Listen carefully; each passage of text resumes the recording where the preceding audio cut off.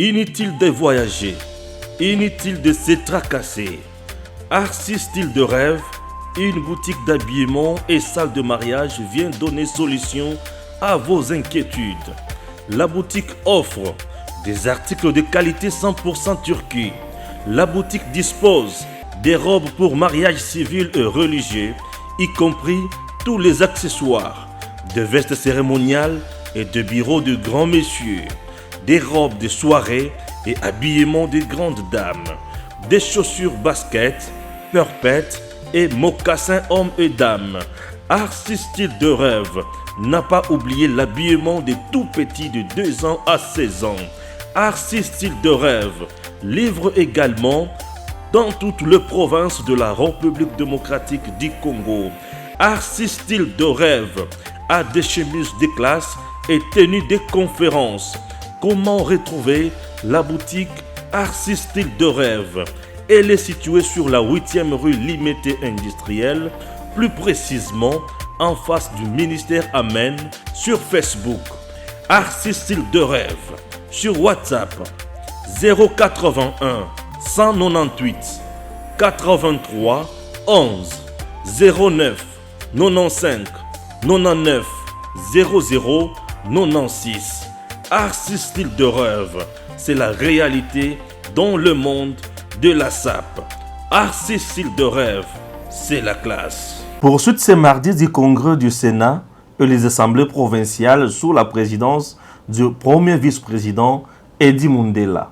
Au deuxième jour de ces assises de Béatrice Hôtel, le président des assemblées provinciales ont présenté à tour de rôle leurs états de lieu de leur province ainsi que le besoin de leurs institutions.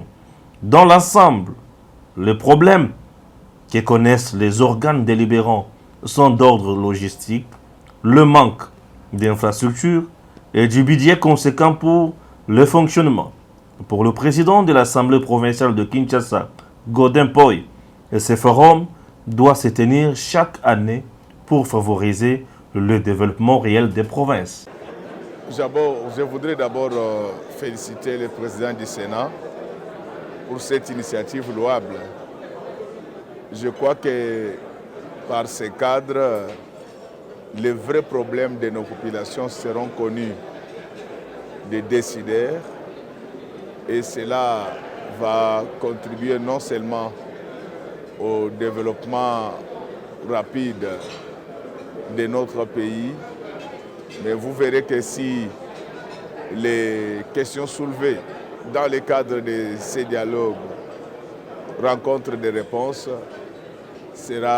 aura de l'incidence sur la gouvernance locale. C'est pour dire que c'est ces cadres qui manquaient pour faire entendre la voix de la population. Et ma supplique, c'est que ça ne soit pas seulement une première, mais qu'il y ait encore d'autres rencontres, pas de manière ostentatoire, mais pour travailler effectivement sur le développement à la base. Donc l'avantage des assemblées provinciales, c'est de vivre avec et pour la population. Et partant, elles ont beaucoup d'éléments d'information à communiquer au pouvoir central pour l'amélioration de ces politiques publiques. Il faut noter que les travaux de ce premier congrès Sénat et Assemblée provinciale vont se clôturer ce jeudi 18 novembre à Kinshasa. Pour la journée de ce mercredi, les participants vont échanger sur 3 thématiques, à savoir la fonction de contrôle de l'Assemblée provinciale, la fonction de rédaction des édits et la fonction de représentation des élus provinciaux. Je vais commencer par remercier le Premier ministre et son gouvernement pour le travail très grand qu'ils ont abattu. Monsieur le Premier ministre, vous m'avez vu descendre du perchoir, c'est-à-dire que l'air est grave en fait.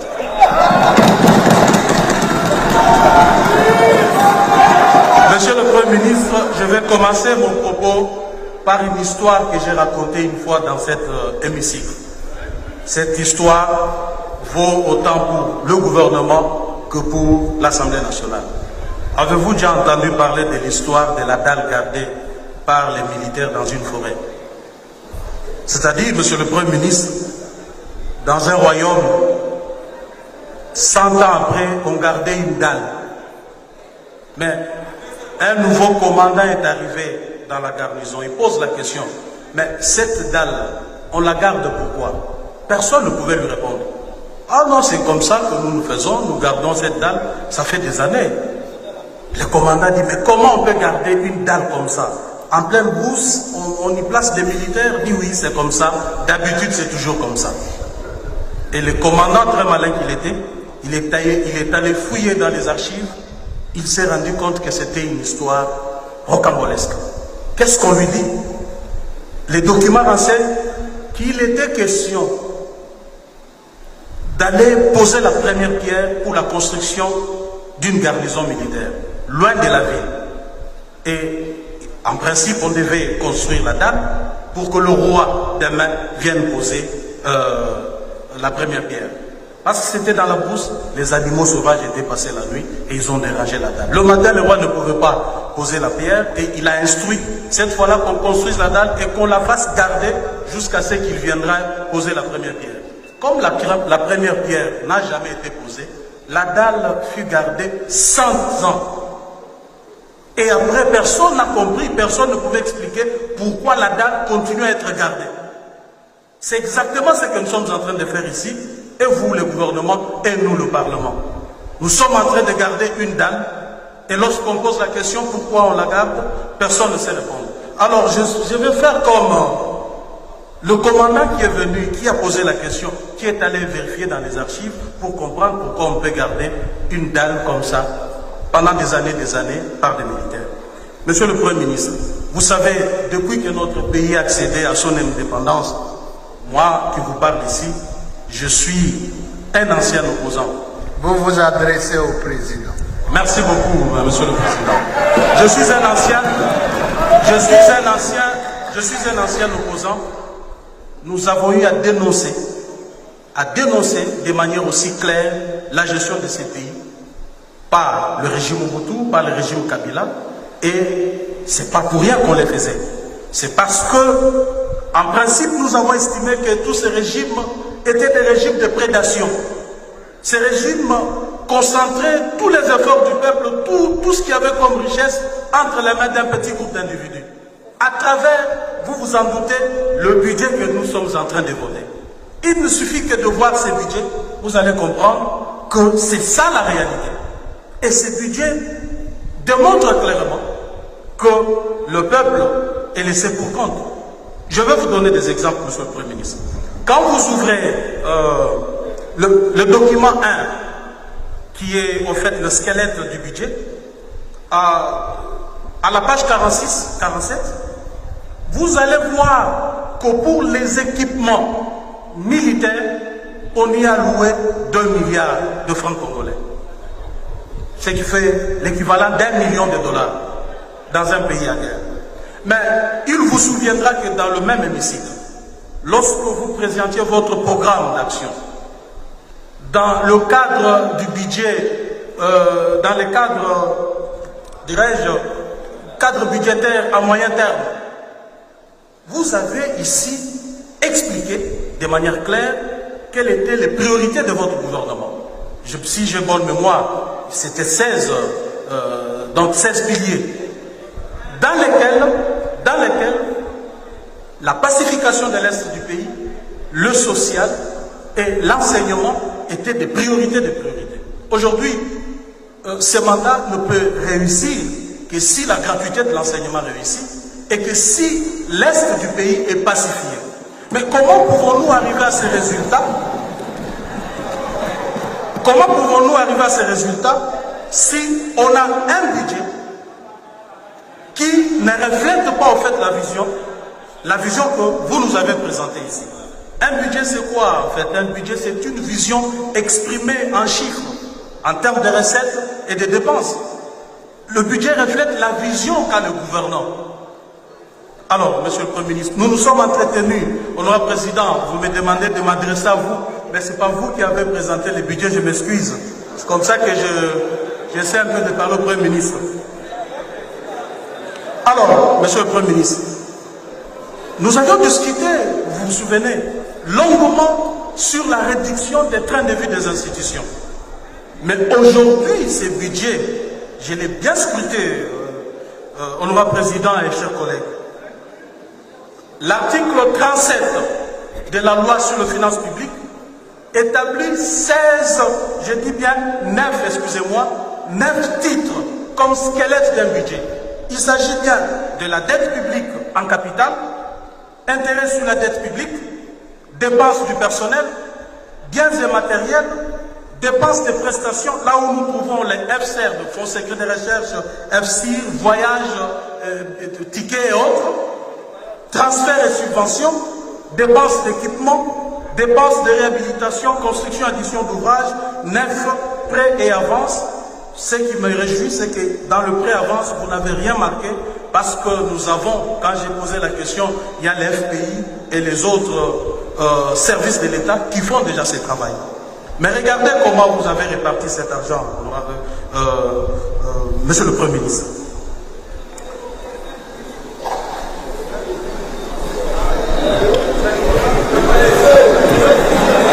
Poursuivez. Vous avez alloué au point 4, biens et matériels, ce qui inclut le frais de fonctionnement des institutions. Au point 5, dépenses et prestations, je parle bien de l'article 37 de la loi sur les finances publiques, Fonds secret de recherche, FCIR, tickets de voyage et autres, près de 900 milliards de francs congolais. Et ça alourdit le budget de fonctionnement des institutions. Il y a aussi, dans les transferts de subventions, les interventions, les prestations sociales, Monsieur le Premier ministre, vous y avez alloué 2000 milliards de francs congolais. C'est inacceptable. Monsieur le Premier ministre, notre pays est en guerre. Je vais nous poser la question, nous tous qui sommes ici, qui d'entre nous ici peut accepter que son enfant qui vient de terminer soit l'université, soit les humanités, aille à Kamina faire la formation militaire pour défendre le pays. Personne n'enverra son enfant, justement parce que nos militaires ne sont pas bien payés. Et nous tous ici, nous allons dire que c'est gâcher l'avenir d'un enfant, l'envoyer faire l'armée. C'est inexplicable pour un pays en guerre. Ici, je me rappelle que lorsque le Japon frappa les États-Unis à Pearl Harbor, les Américains furent mobilisés. Chaque dignitaire du régime à l'époque envoyait un enfant faire les services militaires. Les ministres, les députés et autres. Et voir les enfants qui étaient refusés dans les services militaires, beaucoup se pendaient parce qu'ils estimaient qu'ils étaient humiliés, le fait qu'ils n'étaient pas acceptés dans les forces armées pour aller défendre leur pays. Et chez nous, nous-mêmes en politique, nous ne savons pas envoyer nos enfants faire l'armée pour protéger notre pouvoir. C'est très grave parce que notre budget pose déjà problème. Je ne veux pas aller dans des... Je vais rester dans les chiffres, Monsieur le Premier ministre. Je vous fais une proposition. En fait, certainement, nous allons, je vais revenir à l'ECOFIN. Mais accordez-moi une minute seulement, je vais aller dans les chiffres que le budget nous a donnés. Monsieur le Premier ministre, en ce qui concerne le fonctionnement des institutions, vous y avez alloué 261 milliards 532 millions 945 588 francs congolais. Nous vous proposons la réduction de 30%. Et en ce qui concerne les frais de fonctionnement, FCIR et autres, vous y avez alloué 791 milliards 525 millions 821 811 francs congolais. Nous vous proposons la réduction de 50%. Et ainsi de suite, 30% aussi dans les interventions. Nous aurons à récolter, si les COFIN allaient dans le sens de nos propositions, nous allons récolter 1000 milliards 345 millions 672 154 517 francs congolais. Et voyez, monsieur le Premier ministre, que vous allouez à l'armée chaque mois pour rémunération 62 000, l'armée et la police, 62 milliards de francs congolais comme rémunération. Avec cet argent, il est possible que nous puissions doubler de 62 milliards à 130 milliards de francs congolais le mois pour l'armée et la police. Et ce n'est pas tout, ce n'est pas tout. Il nous restera une enveloppe que nous allons déverser dans le CECOPE pour appuyer la gratuité de l'enseignement. Et parce que, monsieur le Premier ministre, vous allez constater que cette réduction ne touche pas aux droits acquis. Parce qu'en réalité, si nous étions sérieux, on aurait touché même à ce qu'on appelle droits acquis. C'est-à-dire salaire des députés, des ministres et de tout le monde dans ce pays. Parce que nous sommes un pays, nous sommes en difficulté. On ne doit pas donner l'impression que nous demandons à notre peuple de faire des sacrifices, alors que nous-mêmes dirigeants, nous ne faisons pas ces sacrifices. Hein?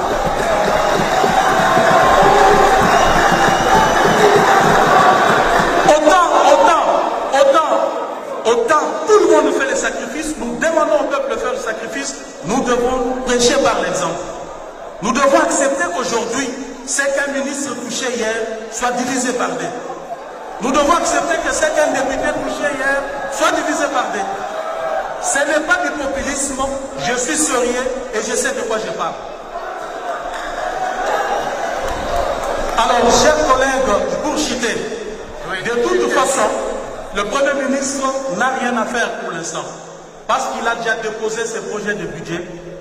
C'est nous qui en sommes maintenant le maître. Parce que nous pouvons faire de ce projet de budget tout ce que nous voulons. Et ici, je voudrais bien m'adresser aux collègues de l'Est. Vous qui êtes en proie à l'insécurité. Vous qui souffrez avec nous, bien entendu. Vous qui venez régulièrement ici, arborant des pancartes, voulant sécher des plénières, que l'occasion nous est donnée maintenant de corriger ces budgets. L'occasion nous est donnée de corriger ces budgets et de revoir le tout de fond en comble de manière à doubler, voire même tripler le budget de l'armée et de l'éducation. Merci beaucoup, Honorable Président. Inutile de voyager, inutile de se tracasser. Arcis Style de Rêve, une boutique d'habillement et salle de mariage vient donner solution à vos inquiétudes. La boutique offre des articles de qualité 100% turquie. La boutique dispose des robes pour mariage civil et religieux, y compris tous les accessoires, de vestes cérémoniales et de bureaux de grands messieurs, des robes de soirée et habillement de grandes dames, des chaussures basket, perpètes et mocassins hommes et dames. Arcis Style de Rêve n'a pas oublié l'habillement des tout petits de 2 ans à 16 ans. Arcis Style de Rêve livre également dans toutes les provinces de la République démocratique du Congo. Arcis Style de Rêve a des chemises de classe et tenues de conférences. Comment retrouver la boutique Arcis Style de Rêve? Elle est située sur la 8e rue Limité Industrielle, plus précisément en face du ministère Amen, sur Facebook. Arcis Style de Rêve, sur WhatsApp 081 198 83 11 09 95 99 00 96. Arcis Style de Rêve, c'est la réalité dans le monde de la SAP. Arcis Style de Rêve, c'est la classe.